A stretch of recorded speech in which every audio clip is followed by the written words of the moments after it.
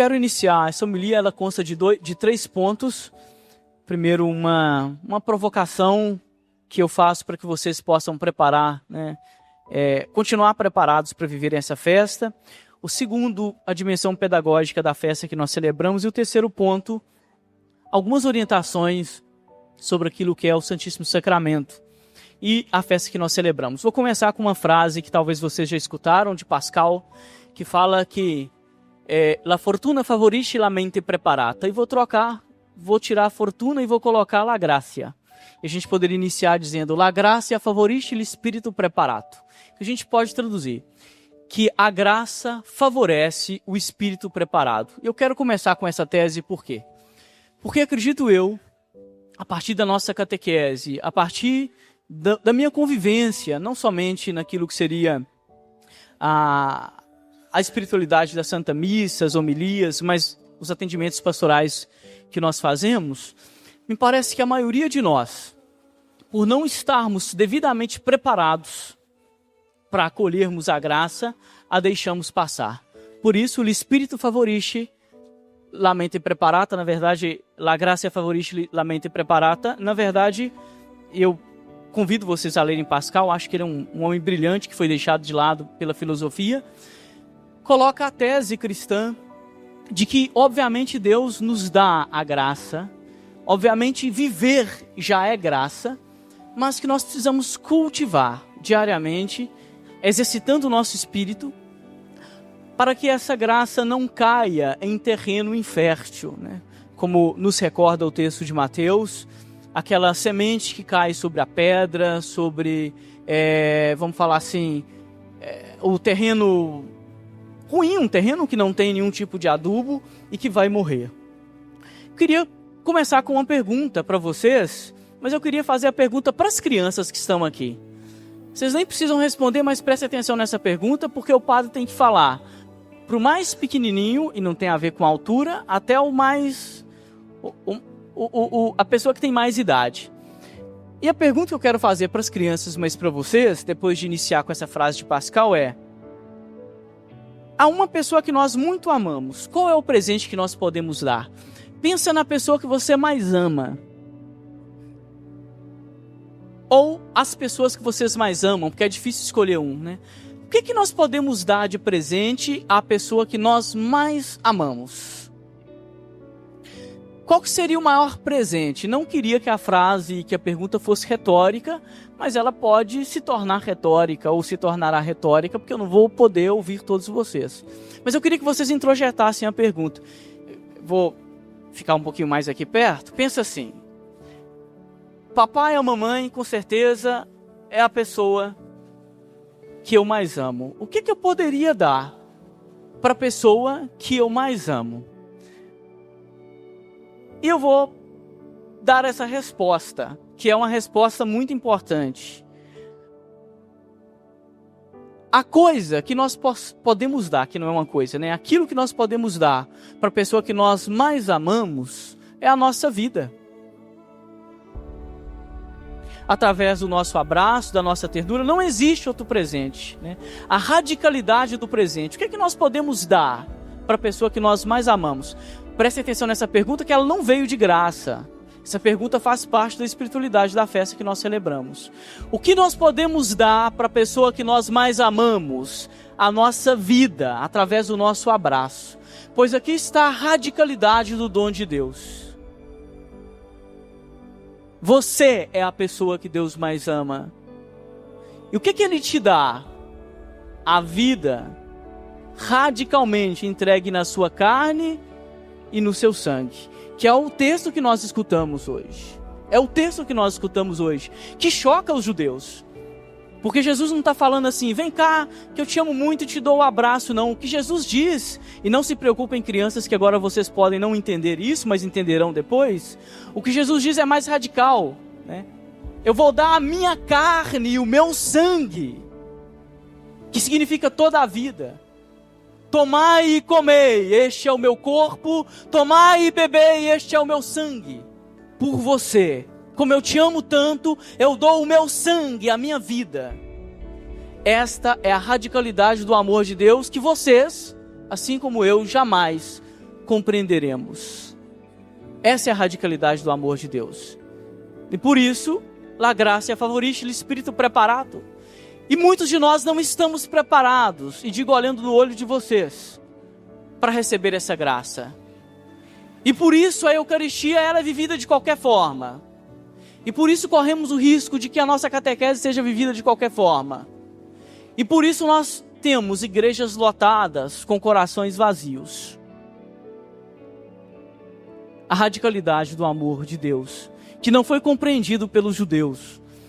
Depois que Jesus diz isso, eles ficam espantados. Que absurdo! Como pode esse homem falar que vai nos dar a carne e o sangue? E de fato, prezados irmãos e irmãs, não precisa ser versado em história para saber disso.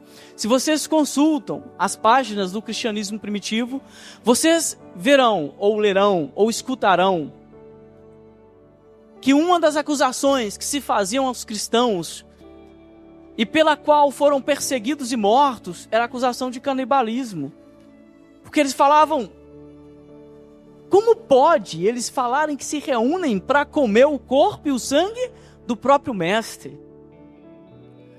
Por isso Paulo vai dizer que isso é loucura para o mundo e sabedoria para nós. Recordam de Paulo dizendo isso? Porque realmente é loucura para o mundo. O amor que dá a vida é loucura para o mundo. E este amor pertence a Deus. A nós nos resta contemplar, abraçar aquilo que nos cabe, por mais difícil que seja. Segundo ponto da homilia, então, o que nos ensina a dimensão pedagógica do corpo de Cristo? Eu já retomei isso aqui, e para os curiosos, depois podem consultar as obras. Eu acho muito importante que a nossa fé seja fundamentada, que nós não nos situemos a partir daquilo que seria não somente uma hipocrisia, mas uma espécie de mediocridade da fé. Que nós possamos ir a fundo na nossa fé. O que nos ensina? Referência bibliográfica para vocês. Existe um livro chamado O Corpo de Carne, de Xavier Lacroix, que é um grande teólogo francês, que retomando uma frase de Sartre, vai falar que a pedagogia cristã poderia estar resumida nessa frase de Sartre. Quem convive comigo e quem frequenta essa igreja já a escutou algumas vezes. Je lui fais goûter marcher pour le forcer à se sentir cher. Que nós traduzimos. Quando Sartre vai no Ser e o Nada falar do mistério cristão que nós, cristãos, ignoramos, ele vai dizer, é como se Cristo dissesse para cada um de nós, eu te faço, através da Eucaristia, do meu corpo e do meu sangue, eu te faço saborear minha carne, goûter ma chair, que você possa saborear, degustar a minha carne, e eu te faço saborear a minha carne, para que você se sinta carne. O je lui fais goûter ma chair pour le forcer se sentir cher significa isso.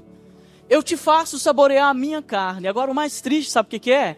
É que quem disse isso e quem descobriu isso foi um filósofo ateu. É Sartre, que muitos de nós nem conhecemos e já julgamos, que fala que nós ignoramos aquilo que é o maior tesouro do cristianismo, que eu e que você, que de repente está olhando para mim, ignora isso. Eu te faço saborear a minha carne, para te fazer se sentir carne, e mais do que isso, o que nos ensina essa frase tão bonita e tão forte, é que a nossa carne, a carne, essa mesmo que você está tocando, coçando a sua barba ou segurando a mão da sua esposa, essa carne que hoje enfeitou os tapetes de Corpus Christi, que hoje está aqui ouvindo, porque é a carne que ouve, são as terminações nervosas que nos faz sentir o que sentimos. Esta carne não está destinada à perdição, e por isso nós acreditamos na ressurreição da carne. Por isso o corpo não tem que ser visto como prisão da alma, como nos ensina de forma equivocada parte da espiritualidade medieval e que vocês ainda abraçam como se fosse a ortodoxia. Na verdade, é um ramo da heresia do gnosticismo que entrou. Esta carne. Por isso o verbo se fez carne. Eu não estou escrevendo e nem dizendo nenhuma palavra que é da minha autoria. Está lá. O verbo se fez para te ensinar que a sua carne é caminho para Deus. Por isso você não pode viver de forma, vamos falar assim, medíocre a sua carnalidade. Por isso a igreja ela sempre vai ser contra tudo aquilo que mata e destrói a nossa vida e o nosso corpo. Por isso a igreja jamais vai aprovar qualquer ato que maltrate a nossa carne ou a carne do nosso irmão. Porque a carne, como dizia Santo Irineu, é a chave da salvação. É por isso que na Sexta-feira Santa nós celebramos a paixão de Cristo. É o patos, é o sentimento.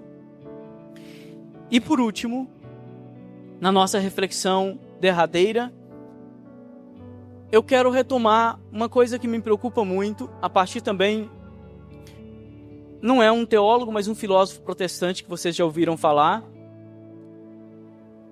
e que acho que fez uma reflexão muito importante, chamava Hegel. Já ouviram falar de Hegel com certeza, não sei se todos, mas alguns já ouviram falar porque ele é muito importante. Ele dizia assim: os cristãos, inclusive o mundo protestante,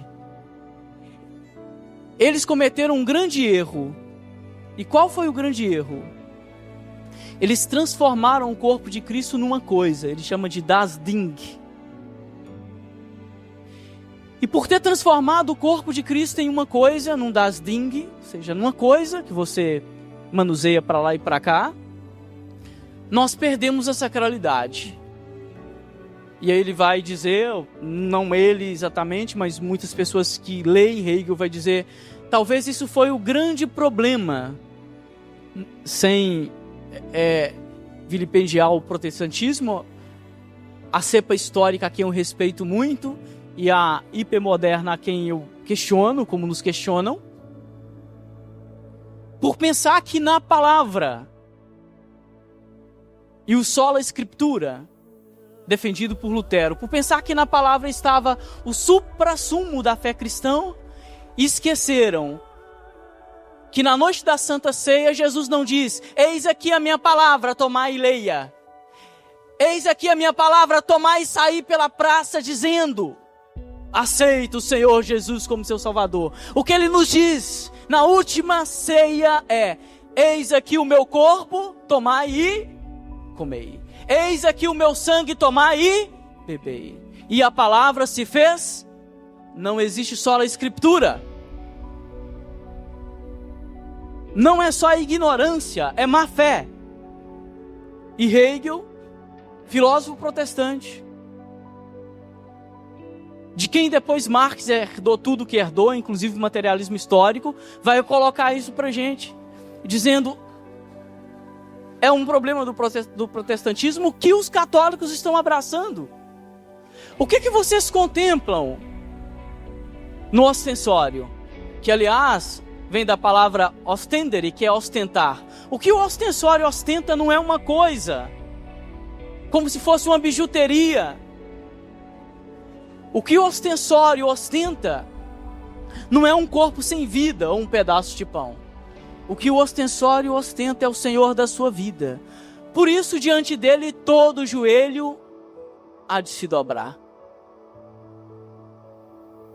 E entristece muito o coração de qualquer sacerdote que se preze quando vê a Sagrada Eucaristia vilipendiada, celebrada de qualquer forma. Se nós precisamos, sim, atacar o rubricismo, que é um mal que tem feito muito mal à igreja, pessoas que se prendem à forma e esquecem do espírito, e Paulo diz: a letra é morta, é o espírito que faz viver. Precisamos também atacar o desleixo litúrgico, a falta de zelo com o sacramento, a comunhão de qualquer forma. E perdoe-me, termina a homilia com uma observação ou com 3 observações. A primeira delas é como você se aproxima da Eucaristia. As solenidades, elas sempre nos dão a possibilidade de refletir sobre isso. E acho que hoje é o dia que realmente devemos refletir sobre isso. Tentem não se aproximar da Eucaristia como o caranguejo que vai pinçar a Santa Hóstia. Desde o 3º século, depois de Cristo, a igreja convencionou que a mão esquerda vai por cima da mão direita como um trono que acolhe o Senhor da sua vida. E que a mão direita deve, de forma muito respeitosa, tomar o corpo do Senhor. Não é como pinça. E a igreja ressalta o direito do fiel a comungar. Você pode receber a comunhão na boca, de joelhos. A igreja ressalta esse direito. Mas não é a sua forma de comungar que vai te salvar.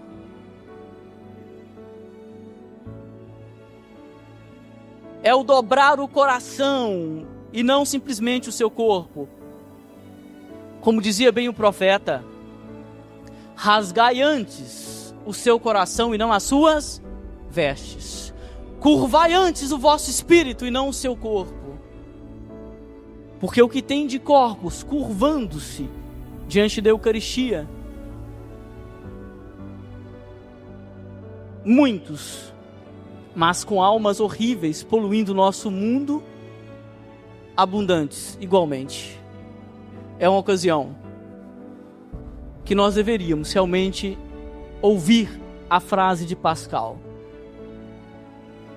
a graça favorece o espírito preparado. Estão vocês preparados? Louvado seja o nosso Senhor Jesus Cristo.